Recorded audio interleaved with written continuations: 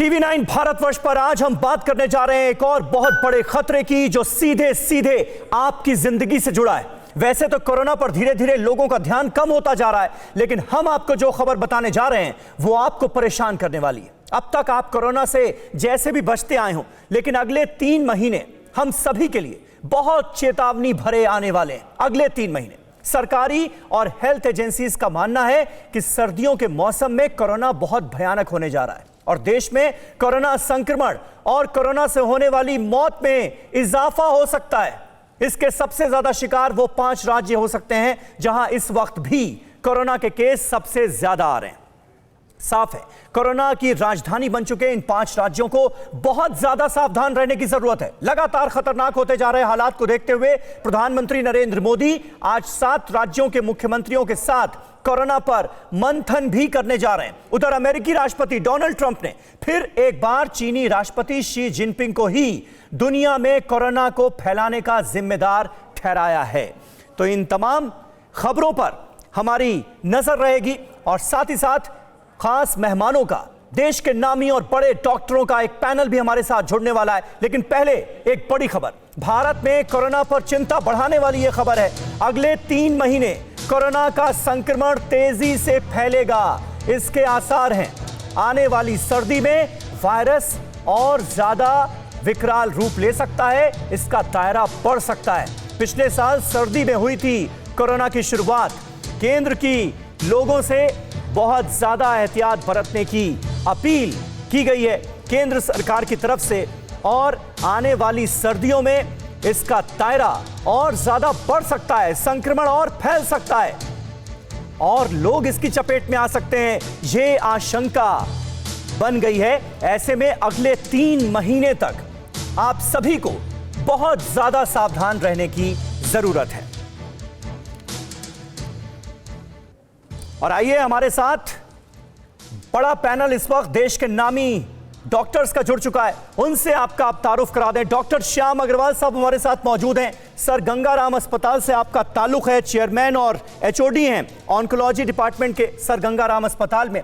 Doctor DK Gupta साहब हमारे साथ जुड़े हैं, जो कि चेयरमैन है फिलिक्स हॉस्पिटल के, और डॉक्टर एमसी मिश्रा साहब हमारे साथ जुड़ चुके हैं, जो कि एम्स के डायरेक्टर रह चुके हैं। रोहित शर्मा वॉशिंगटन डीसी से इस वक्त हमारे साथ लाइव मौजूद हैं, और हमारे 2 संवाददाता देखिए इस वक्त स्क्रीन पर आपको नजर आ रहे होंगे।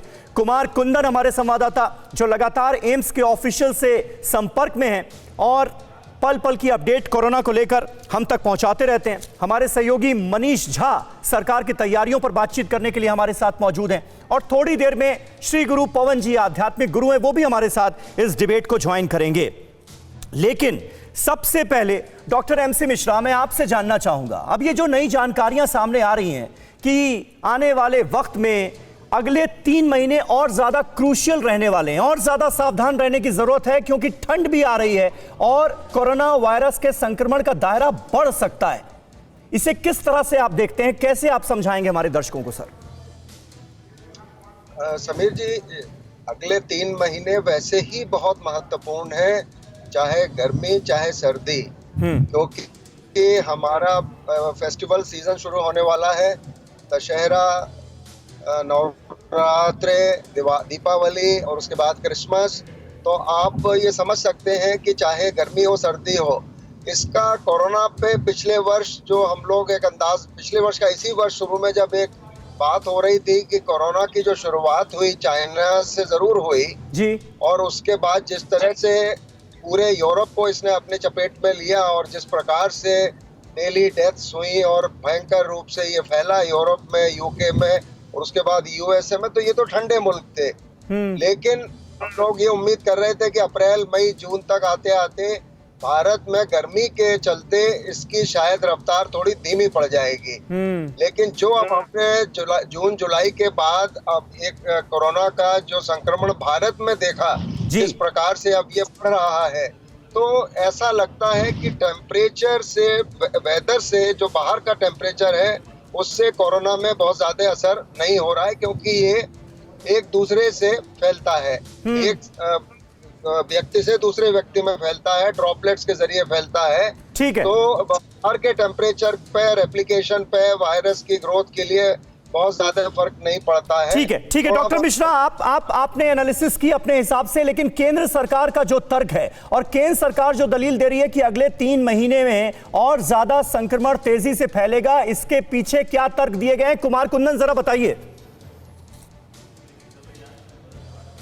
देखिए, डॉक्टर वीके पॉल जो नीति आयोग के सदस्य हैं, उन्होंने साफ कहा कि आने वाले दिनों में ठंड है, जैसा कि अभी डॉक्टर मिश्रा भी बता रहे थे, और इसके साथ साथ दशहरा, दीपावली वगैरह भी है। और इन सब के बीच एक बड़ी बात ये भी है कि कुछ लोगों में रीअकरेंस भी देखने को मिल रहा है कोरोना का। तो ये सारी चीज़ें ऐसी हैं जिसको मिलाकर बताया जा रहा है कि चूंकि ठंड काफ़ी मुफीद है कोरोना के लिए, ऐसे में एक बड़ा वेव, एक नए डायमेंशन के साथ कोरोना आने वाला है और उसकी तैयारी हम सबको करनी है। और अगर ना करें तो शायद अब तक जो स्थिति नहीं देखी है उससे भी बुरे हालात हो सकते हैं समीर। और शायद यही वजह है कि सरकार चिंतित है और अलग अलग तरह से रणनीति बनाई जा रही है, जिसका एक हिस्सा है कि कोरोना प्रभावित राज्यों के मुख्यमंत्रियों के साथ बाकायदा प्रधानमंत्री आज 5:30 बजे बैठक कर रहे हैं कि आने वाले दिनों को लेकर एक खास रणनीति बनाई जाए ताकि संक्रमण से बचा जा सके। डॉक्टर श्याम अग्रवाल, आप किस तरह से इस खबर को देखते हैं और क्या वाकई सर्दी से, ठंड से कोरोना वायरस का कोई नाता है? देखिए, जो स्टडीज हुई हैं समीर जी, वो ये साफ कह रही हैं कि वायरस को अगर रेफ्रिजरेटर में रख दिया जाए 24 घंटे या उससे भी ज्यादा, तो वायरस बिल्कुल मरती नहीं है। तो ये वायरस इतनी स्टबर्न वायरस है कि इसका किसी भी मौसम से कोई प्रभाव नहीं हो रहा है, चाहे वो गर्मी थी, चाहे वो मॉनसून आ गया, अब सर्दी आने वाली है। अभी कुछ हंगरी में और कुछ फ्रांस में स्टडीज हुई हैं, उन्होंने इस कोरोना वायरस को काफी स्टडी करने की कोशिश की कि किस एटमॉस्फेयर में इसको हम कंट्रोल कर पाएंगे या नहीं कर पाएंगे। जो भी हमारे पास आंकड़े आ रहे हैं, जो भी स्टडीज आ रही हैं, वो यही कहती हैं कि ये वायरस बहुत ही स्टबर्न वायरस है। इसको तो बचने के लिए हमें पूरा का पूरा अपना सोशल डिस्टेंसिंग, मास्क, सैनिटाइजेशन के अलावा कोई भी तरीका नहीं है। आज आप दिल्ली में देखिए कि केवल थोड़ा ही शुरू हुआ है मेट्रो का, अभी स्कूल्स, कॉलेजेस तो शुरू ही नहीं हुए हैं। और जैसा कि प्रोफेसर मिश्रा ने बताया कि अभी त्योहार का सीजन आ जाएगा जिसमें कि लोगों की एक होता है कि आपस में मिले जाके। बिल्कुल सही बात है सर, यही सबसे बड़ी चिंता है। और शायद इन्हीं तमाम बातों के मद्देनजर ये गाइडलाइंस जारी की गई है कि अगले 3 महीने हम सबको बहुत ज्यादा सावधान रहने की जरूरत है। एक और अहम अपडेट कोरोना से जुड़ी हुई, अपने दर्शकों को बता दें कि कोरोना के बिगड़ते हालात पर प्रधानमंत्री की आज बड़ी बैठक होनी है। आज 7 राज्यों के मुख्यमंत्रियों के साथ खुद प्रधानमंत्री नरेंद्र मोदी चर्चा करेंगे। कोरोना के हालात, तैयारियों और प्रबंधन पर चर्चा होगी। कोरोना को काबू में लाने को लेकर प्रधानमंत्री आज मंथन करेंगे। भारत के 5 राज्य इस वक्त कोरोना से सबसे ज्यादा प्रभावित हैं। बैठक में प्रधानमंत्री मोदी महाराष्ट्र, कर्नाटक, दिल्ली, यूपी, तमिलनाडु, आंध्र प्रदेश और पंजाब के मुख्यमंत्रियों से यह चर्चा होनी है। तो आप देखिए, कुल मिलाकर भारत में कोरोना वायरस के मामलों की संख्या 55 लाख से ज्यादा हो चुकी है। लेकिन सिल्वर लाइनिंग यह है कि तकरीबन 45 लाख लोग ऐसे हैं जो कि अब कोरोना वायरस के संक्रमण से ठीक हो चुके हैं, उबर चुके हैं। यानी तकरीबन आज की डेट में जो आंकड़े हैं वो ये कह रहे हैं कि 9,75,000 लोग ऐसे अभी भी हैं जो कि इस देश में कोरोना वायरस से संक्रमित हैं। तो रिकवरी रेट बेहतर हुआ है, लेकिन उसके बावजूद भी अगले 3 महीने जो हैं वो बहुत ज्यादा क्रूशियल हैं। कोरोना पर अब तक जो बैठकें हुई हैं उनका एक ब्यौरा हम आपके सामने यहां रखने की कोशिश कर रहे हैं। भारत में कोरोना कैसे बेकाबू हुआ, यह देखिए आप। जून का जो आंकड़ा था वो 11,000 मौत का था। इसके बाद लगातार यह आंकड़ा बढ़ता रहा। जुलाई का आप आंकड़ा देखेंगे तो यह देखिए 19,000 मौत हुई और केसेस कितने सामने आए, 11 लाख। इसके बाद अगर जुलाई में हम आ जाते हैं तो जुलाई महीने में, सिर्फ और सिर्फ जुलाई महीने में देश के 29,000 लोगों की जान चली गई। और यह आंकड़ा जो है वो हमें साफ बता रहा है कि 20 लाख लोग अकेले जुलाई के महीने में सामने आए। जबकि आसार क्या जताए जा रहे थे? आसार ये जताए जा रहे थे कि मई जून में जब भयंकर गर्मी पड़ेगी देश में तो कोरोना वायरस का दायरा जो है वो सिमटेगा, कम होगा इसका असर। लेकिन ऐसा हुआ नहीं। और यही वजह है कि जो देश के तमाम बड़े डॉक्टर्स हमारे साथ इस वक्त भी मौजूद हैं, वो ये कह रहे हैं कि टेम्परेचर से कोई खास फर्क पड़ता नहीं है इस वायरस पर, और यही सबसे बड़ी चिंता की बात है। अब आप देखिए 22 सितंबर का जो डेटा है, 22 सितंबर का जो डेटा है, ये 24,000 मौत हुई हैं, ये बता रहा है। तो लगातार जो दायरा है वो बढ़ता जा रहा है। मनीष झा हमारे साथ मौजूद है। मनीष, ऐसे में आज जब बहुत चिंताजनक आंकड़े हमारे सामने हैं और साथ ही साथ रिकवरी रेट बेहतर हुआ है, ऐसे वक्त में वो 6 राज्य जो बहुत ज्यादा प्रभावित हैं, उनके मुख्यमंत्रियों के साथ प्रधानमंत्री का क्या मंथन होने वाला है, क्या स्ट्रेटेजी सरकार के लेवल पर इस वक्त बनती नजर आ रही?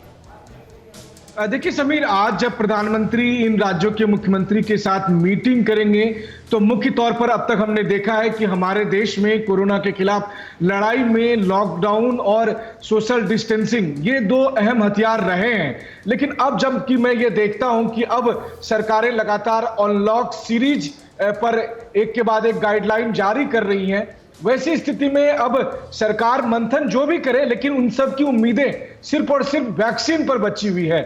और जैसा कि पिछले हफ्ते हमने देखा कि स्वास्थ्य मंत्री डॉक्टर हर्षवर्धन संसद में बयान दे रहे थे, तब उनका यह कहना था कि अगले साल के शुरुआत में वैक्सीन आ जाएगी और उसके लिए हमने आगे 10 स्टेप क्या क्या होंगे इसकी तैयारी कर रखी है। तो मेरा अपना आकलन है कि सरकार का पूरा जोर अब वैक्सीन आने के बाद क्या क्या करना है इस पर है, क्योंकि दोबारा से आप लॉकडाउन कर नहीं सकते, सोशल डिस्टेंसिंग को लेकर लगातार। लेकिन उसमें तो अभी वक्त है ना मनीष, वैक्सीन आने में तो अभी वक्त है।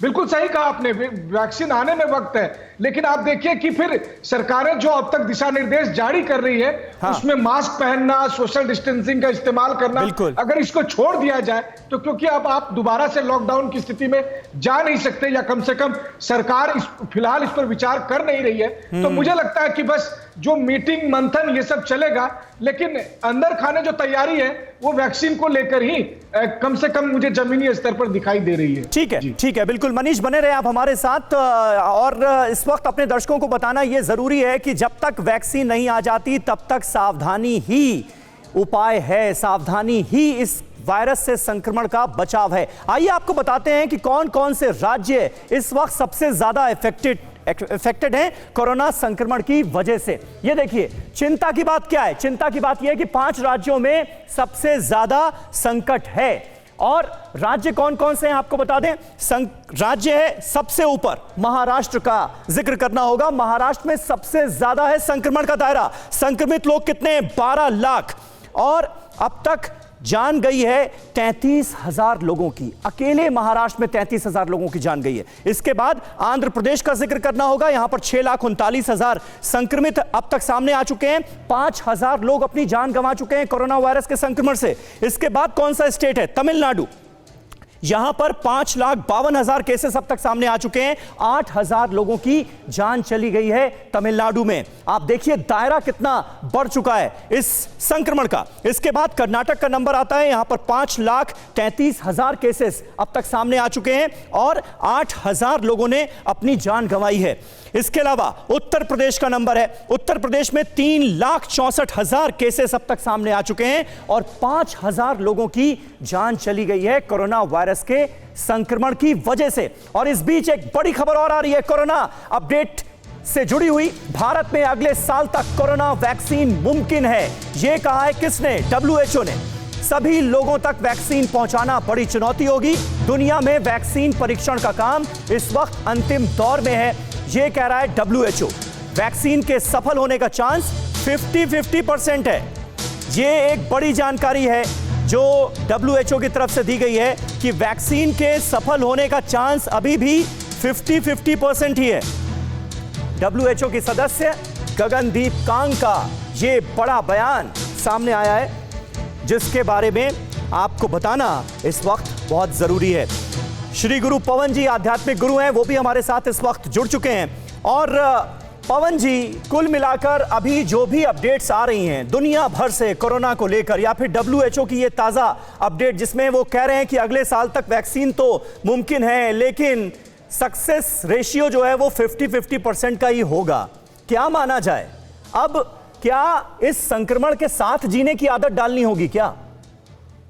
जी हाँ, बिल्कुल।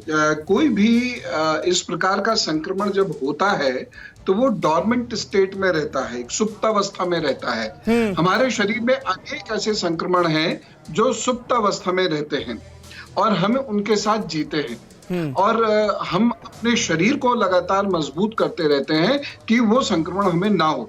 वो टीबी भी हो सकती है, वो नजला, खांसी, जुकाम, निमोनिया, टाइफाइड, ऐसी बहुत सारी बीमारियां होती हैं। तो कोरोना भी एक ऐसी बीमारी है जो निश्चित रूप से कम हो रही है, ऐसा नहीं है, निश्चित रूप से वो कम हो रही है, लेकिन हमारे शरीर को बेहतर रहना होगा, फिजिकल डिस्टेंसिंग और स्वच्छता का पालन हमें करना होगा और आदत डालनी होगी कि और इससे भय मुक्त होना होगा।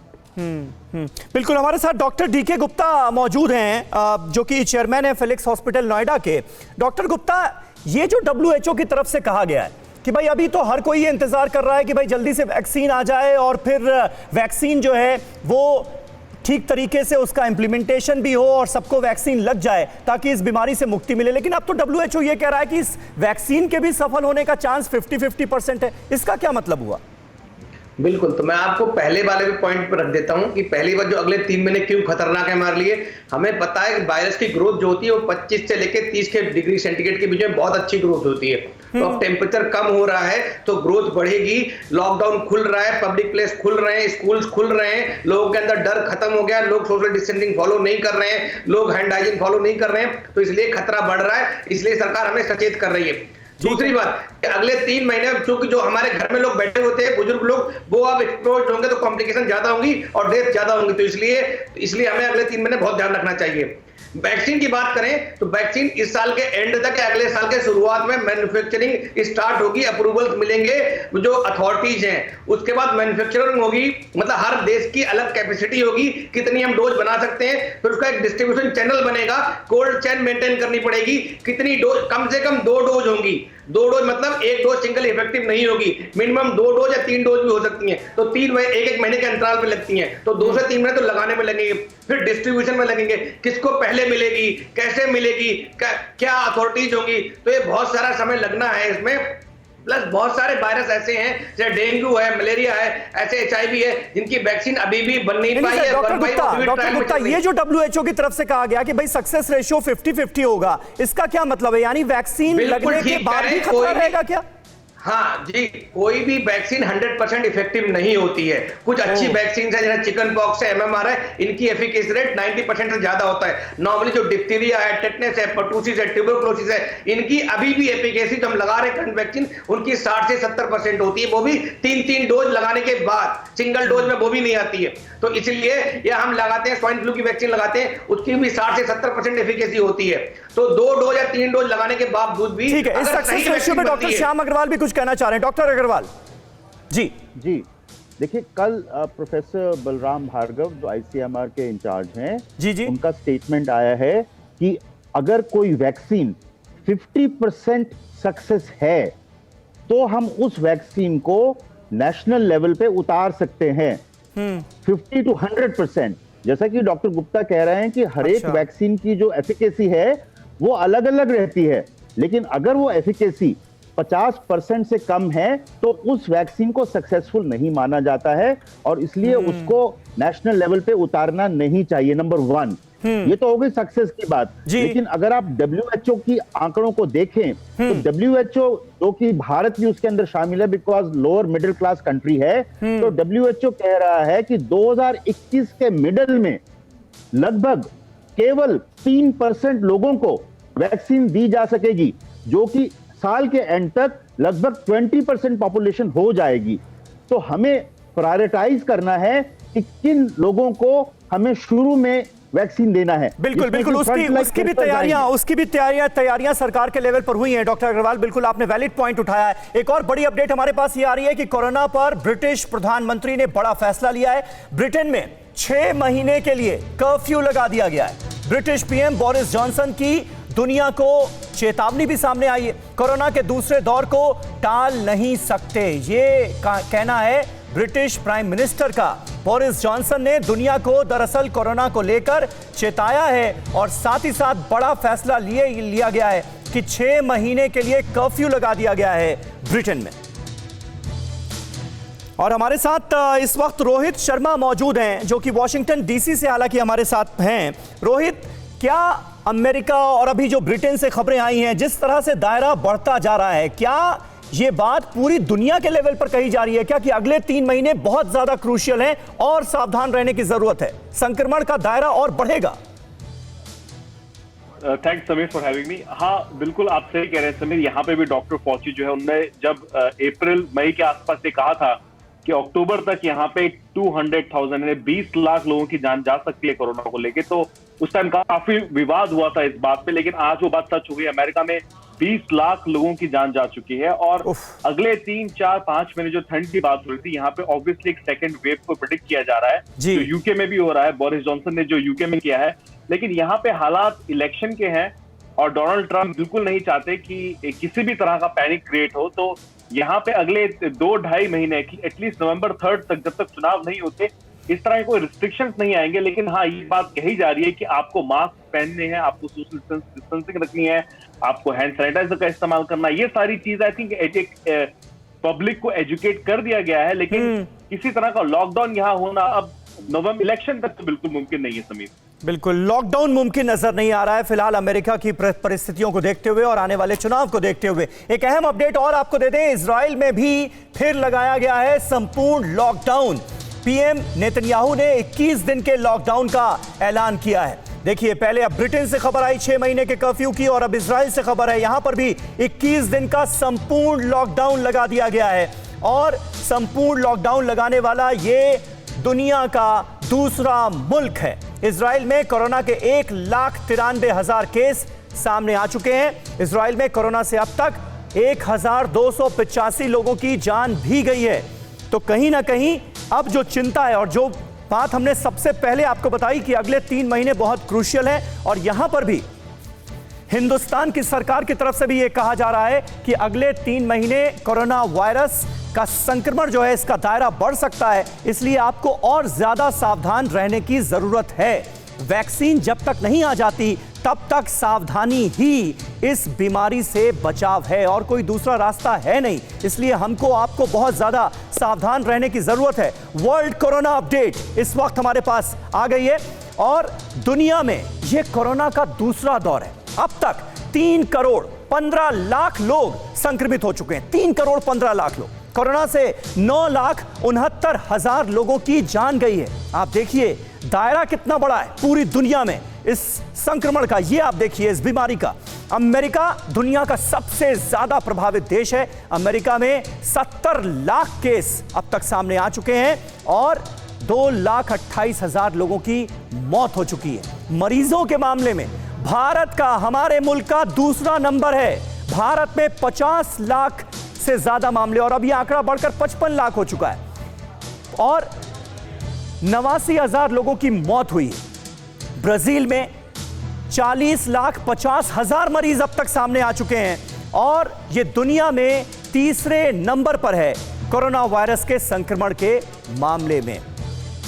तो एमसी मिश्रा साहब हमारे साथ मौजूद हैं। डॉक्टर मिश्रा, अब ऐसे में हम लगातार पिछले 6 महीने से अपने दर्शकों से कह रहे हैं, और पूरे हिंदुस्तान में इस बात को लेकर जागरूक किया जा रहा है लोगों को कि सावधानी ही बचाव है तब तक जब तक वैक्सीन नहीं आ जाती। अगले 3 महीने क्या करें, कैसे बचें इस बीमारी से? देखिए, अगले 3 महीने में एक तो अभी जो बातचीत चल रही है स्कूल कॉलेजेस खोलने की, ये बिल्कुल नहीं होना चाहिए। नहीं होना चाहिए, बिल्कुल। अभी तक अच्छी बात ये रही है कि बच्चों को संक्रमण ज्यादा नहीं हुआ है। अगर हम ये कदम उठाएंगे, और जो कुछ राज्य सरकारें उठा रही हैं, ये उचित नहीं है, ये बुद्धिमानी का काम नहीं है। 18 से 45 वर्ष के आयु के लोग, 50 वर्ष आयु के लोग जो काम पे जा रहे हैं, उनको एक्सपोजर हो रहा है। हाँ। और ये बच्चे जाएंगे तो अपने घर में इन्फेक्शन लेके आएंगे, इनके घर में इनके बाबा दादी, इनके पेरेंट्स भी होंगे, तो संक्रमण बहुत ज्यादा बढ़ने की संभावना रहेगी। दूसरे, अभी मास्क ही एकमात्र हमारे पास वैक्सीन उपलब्ध है जी। मास्क को वैक्सीन के तौर पे इस्तेमाल करें। हाँ। फिजिकल डिस्टेंसिंग जितनी मुमकिन है उतना जरूर करें। मास्क लगाएं, फिजिकल डिस्टेंसिंग जितनी मुमकिन है। सही बात आप कह रहे हैं बिल्कुल कि बचाव जो है वो बहुत ज्यादा जरूरी है। और मैं रोहित का रुख करूंगा। रोहित, जिस बात का अभी डॉक्टर एमसी मिश्रा ने जिक्र किया कि स्कूल खोलना बिल्कुल ठीक नहीं रहेगा, और हम देख चुके हैं अमेरिका में जहां पर आप रह रहे हैं वहां पर क्या हालत हुई जब स्कूल खोले गए। मैं इस पर आपसे अपडेट लूंगा, लेकिन इस बीच एक ब्रेकिंग न्यूज आ रही है, बड़ी कोरोना अपडेट है। देश में 24 घंटे में कोरोना के 83,347 मामले सामने आए हैं। 24 घंटे में 1085 लोगों की कोरोना से मौत हो गई है। भारत में कोरोना मरीजों की संख्या 56 लाख के आंकड़े को पार कर गई है। कोरोना से अब तक कुल 90,020 लोगों की जान जा चुकी है। देश में कोरोना के 9,68,377 एक्टिव केस अभी भी मौजूद हैं। रोहित हमारे साथ मौजूद हैं। रोहित, जरा बताइए क्या अंजाम हुआ अमेरिका में जब स्कूल खोले गए?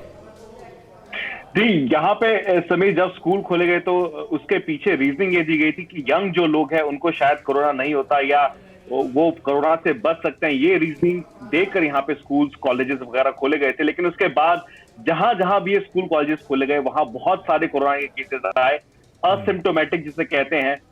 उन सिम्टम्स के कारण कोरोना काफी फैला और बहुत सारी यूनिवर्सिटीज हैं जहां पे बच्चों को वापस भेज दिया गया।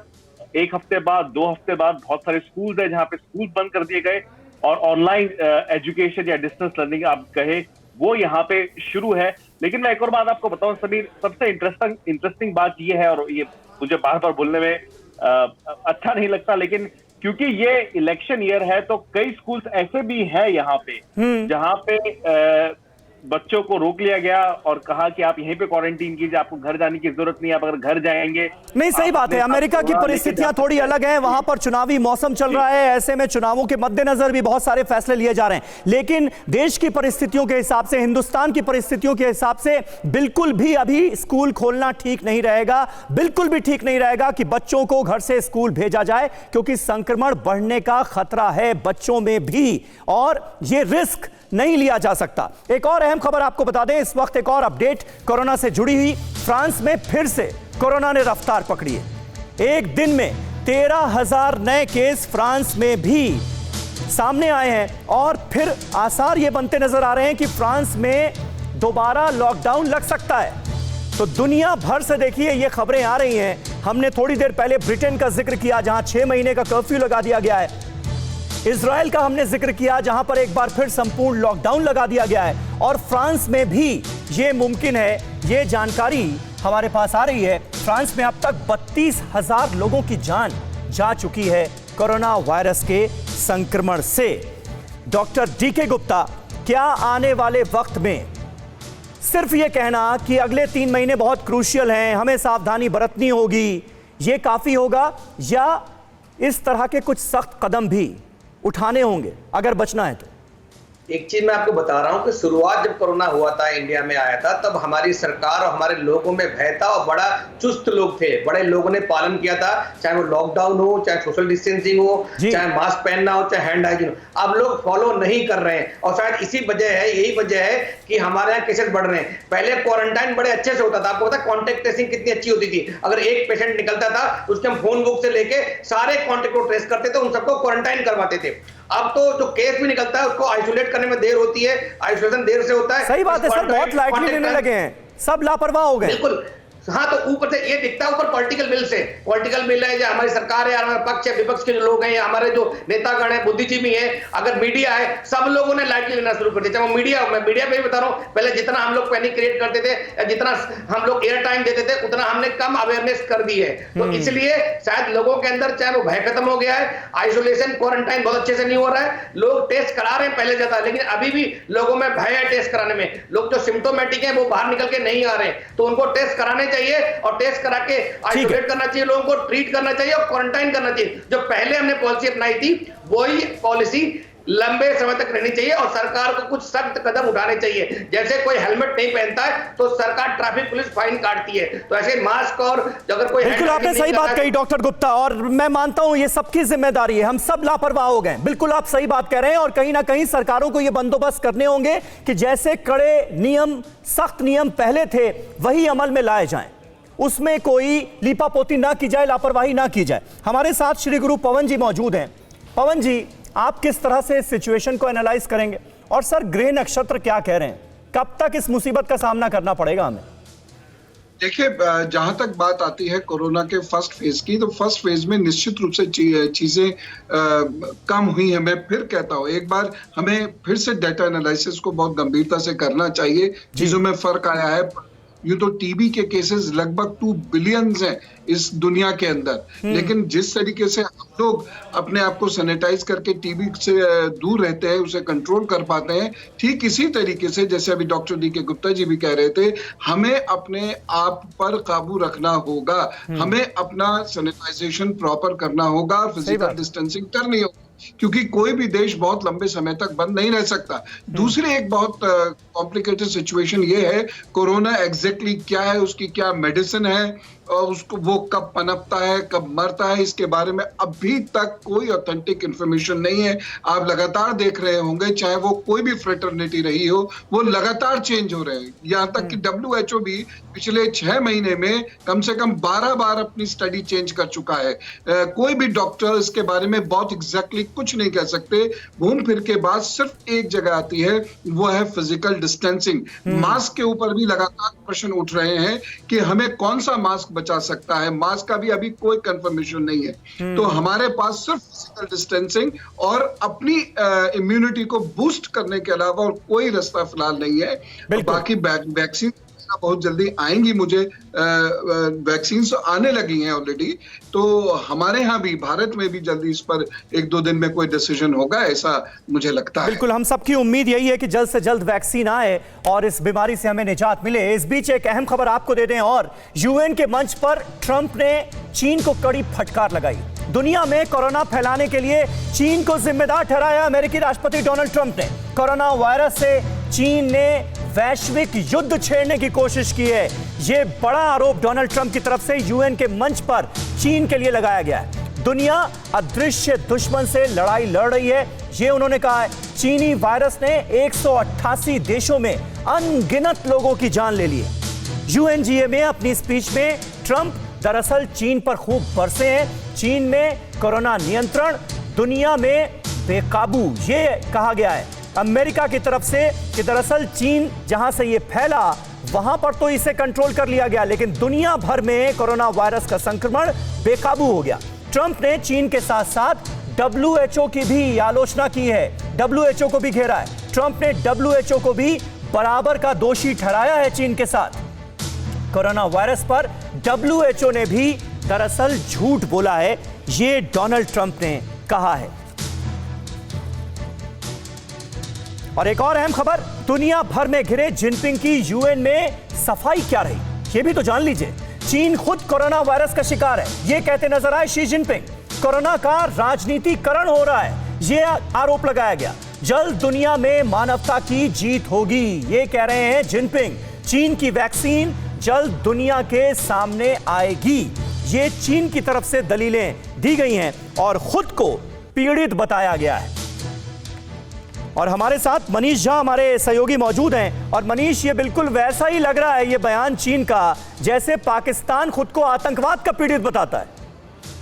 बिल्कुल सही कहा समीर आपने, जैसे पाकिस्तान खुद को आतंकवाद का पीड़ित बताता है, उसी तरह से पूरी दुनिया को ये समस्या देने वाला चीन जब संयुक्त राष्ट्र में उनके राष्ट्रपति संबोधित कर रहे होते हैं तो वो इस तरह से बताता है जैसे चीन पीड़ित है। दुख की बात यह है कि पूरी दुनिया, उम्मीद की जा रही थी कि संयुक्त राष्ट्र की इस 75वीं जयंती पर इस बात की मांग की जाती कि इस मामले में चीन के खिलाफ जवाबदेही तय हो, चीन को दंड मिलना चाहिए। लेकिन अभी फिलहाल किसी भी तरह से, किसी भी कोने से कुछ खास आवाजें नहीं आ रही है, सिवाय प्रेसिडेंट ट्रंप या चुनिंदा राष्ट्राध्यक्षों को छोड़कर।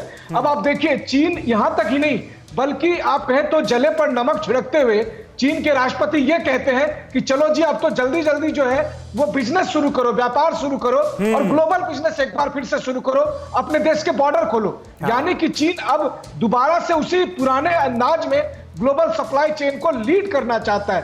तो इससे बड़ा अफसोसनाक पहलू और क्या होगा? आप सोचिए कि लाखों लोग मर चुके हैं, अरबों डॉलर का नुकसान हो चुका है। इतने में द्वितीय विश्व युद्ध हो चुका था जब पर्ल हार्बर में सिर्फ 64 लोग मरे थे, और आज सही बात चीन के है, खिलाफ सही बात है, जवाबदेही बिल्कुल। और डॉक्टर एमसी मिश्रा इस वक्त हमारे साथ मौजूद हैं। डॉक्टर मिश्रा, इस बीच इन 5-6 महीनों में ये जानकारी भी चीन से बार बार सामने आई और चीन बेपर्दा हुआ इस बात को लेकर कि दरअसल ये कुदरत का कोई प्रकोप नहीं है, ये वायरस जो है ये मैन मेड है, इसे वुहान के लैब में तैयार किया गया। अब तक की जो रिसर्च है, आपकी जो जानकारी है, उसके हिसाब पर आप क्या कहेंगे सर? चलिए, डॉक्टर मिश्रा से हमारा संपर्क टूटा है, लेकिन डॉक्टर डीके गुप्ता आप इसका जवाब देना चाह रहे हैं, बोलिए डॉक्टर गुप्ता। बिल्कुल। तो जो वुहान में जो लैब है, वो जो मंडी जहां पे ये जो इनके जो क्या नाम मछली और बहुत सारे कॉकरोच और जितने मैमल्स जो बेचते हैं, उसकी डिस्टेंस सिर्फ 15 से 20 माइल्स है। और जो लैब है वो दुनिया की सबसे खतरनाक लैबों में से एक है, जहां पे विषाणु को, जो खतरनाक विषाणु उनको रखते हैं, उनकी जेनेटिक री इंजीनियरिंग करते हैं, उन पर शोध होता है। तो वो ऐसी लैब है, और उसके जो दुनिया की सबसे खतरनाक लैबों में से एक है। तो वहां से वो वायरस लीक हुआ है, और वो लीक होकर उस मार्केट में पहुंचा है, सबको पता है, और उस मार्केट से उस मैमल्स के थ्रू इन्फेक्शन होकर पूरी दुनिया में पहुंचा है। और जिस डॉक्टर ने इस चीज को बताने की कोशिश करी गई थी, इसने छुपा के रखा चीन ने। चीन में केसेस पहले ही आ गए थे, अक्टूबर नवंबर में ही आ गए थे, बिल्कुल सही कह रहे हैं। के रखा गया, डब्ल्यूएचओ ने मिलकर साथ दिया इसका। तो ये सारी चीजें एक साजिश थी चीन की, इसको दबा के रखना। जिस डॉक्टर ने बताया उसको जेल भेज दिया गया, और बाद में जब चीजें कंट्रोल से बाहर हो गई चीन में, तब इसने डब्ल्यूएचओ को इन्फॉर्म किया, और तब डब्ल्यूएचओ ने उसको लीपापोती करके बाहर दुनिया को बताया। बिल्कुल, डब्ल्यूएचओ ने लीपापोती की, और यही वजह है कि अमेरिका आज कह रहा है, तो गलत नहीं कह रहा है, कि डब्ल्यूएचओ और चीन बराबर के दोषी हैं। एक और अहम खबर, जिस लैब का आप जिक्र कर रहे हैं, वुहान लैब का, आज मुमकिन है कि जिनपिंग कोरोना सेंटर जाएं, वुहान जाएं। शुक्रवार को वुहान का दौरा कर सकते हैं जिनपिंग, ये जानकारी सामने आ रही है। फ्राइडे को, शुक्रवार को वो वुहान जा सकते हैं, और वुहान की वायरोलॉजी लैब भी जाएंगे जिनपिंग। ये बात अब कंफर्म हो रही है। 10 मार्च को जिनपिंग ने वुहान का दौरा किया था, और वुहान में ही कोरोना का पहला केस सामने आया। वुहान की लैब में कोरोना वायरस ने जन्म लिया, ये बात अब दुनिया जानती है। और अब शुक्रवार को कोरोना सेंटर वुहान जा रहे हैं शी जिनपिंग। एक और बड़ी खबर, रूस में लगातार बढ़ रही है कोरोना मरीजों की संख्या। आज करीब 7,000 कोरोना पॉजिटिव केस मिले हैं। रूस में कोरोना के करीब 11.5 लाख मरीज अब तक सामने आ चुके हैं, और 20,000 लोगों की जान कोरोना वायरस के संक्रमण की वजह से गई है। डॉक्टर श्याम अग्रवाल हमारे साथ मौजूद हैं। डॉक्टर अग्रवाल, दुनिया भर से जो आंकड़े आ रहे हैं वो निश्चित तौर पर चिंताजनक हैं, लेकिन इस वायरस के प्रकार को लेकर जो हम बातचीत अभी कर रहे थे, आपको भी लगता है ये मैन मेड है? देखिए, डॉक्टर यांग मीन है जो कि पूरा दावा कर रही हैं कि ये एक बायोलॉजिकल वॉरफेयर है जो कि चाइना ने सारे विश्व के ऊपर छेड़ा है। वो ना केवल सोशल प्लेटफॉर्म पे, बल्कि आज मैं देख रहा था कि ओपन टेलीविजन पे आके वो ये दावा कर रही हैं कि ये नंबर 1 एक मैन मेड वायरस है, जो कि एक किस्म का चाइना ने सबके ऊपर बायोलॉजिकल वॉरफेयर छेड़ा है। नंबर 1 जी। नंबर 2, अब चाइना में क्यों वायरस नहीं बढ़ रहा? सारी दुनिया के हर एक देश के अंदर वायरस बढ़ रहा है, तो ये भी एक बहुत इंपॉर्टेंट इशू है जिस पे विचार होना चाहिए। तो जिसका कि आरोप ये है कि चाइना ने, जब उसको समझ में आ गया नवंबर दिसंबर में कि ये तो वायरस बहुत तेजी से फैलता है, उसने अपने डोमेस्टिक रूट्स के ऊपर अपने बंद कर दिए हवाई जहाज, लेकिन इंटरनेशनल लेवल के ऊपर इटली के अंदर, यूरोप के अंदर, अमेरिका के अंदर, इंडिया के अंदर उनका वो इंटरनेशनल ट्रैवल जारी रहा, जिसकी वजह से कि चाइना को छोड़ के सब जगह पे ये वायरस फैल गया। सही बात है सर, इसीलिए चीन को जिम्मेदार जो ठहराया जा रहा है वो गलत नहीं ठहराया जा रहा है। हमारे साथ कुमार कुंदन भी मौजूद हैं। कुमार, हमारे पास वक्त बहुत कम बचा है, ऐसे में ये बताइए कि अब जो कुछ राज्यों में स्कूल खोलने की बात की जा रही है, और जो ढिलाइयां हो रही हैं, जो लापरवाहियां हो रही हैं, हर लेवल पर हमें अब बाहर निकलते हैं हम तो हमको आपको सबको नजर आता है कि हम लापरवाह हो गए। इसको सरकार कितनी गंभीरता से ले रही है?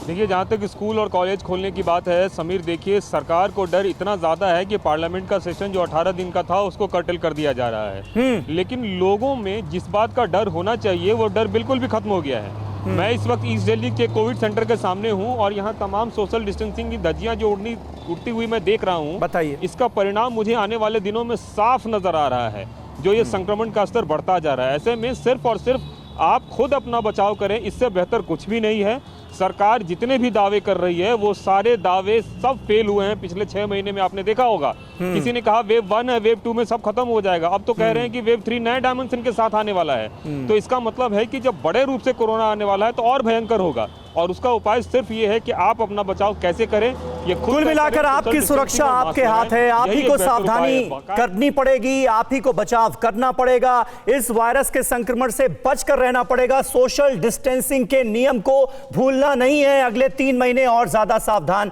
रहने की जरूरत है। आप सभी का बहुत बहुत शुक्रिया हमारे साथ इस खास पेशकश में जुड़ने के लिए। क्या आप पर भी बरपा है जालसाजी का कहर? सपने टूटे आपके, न घर के न घाट के।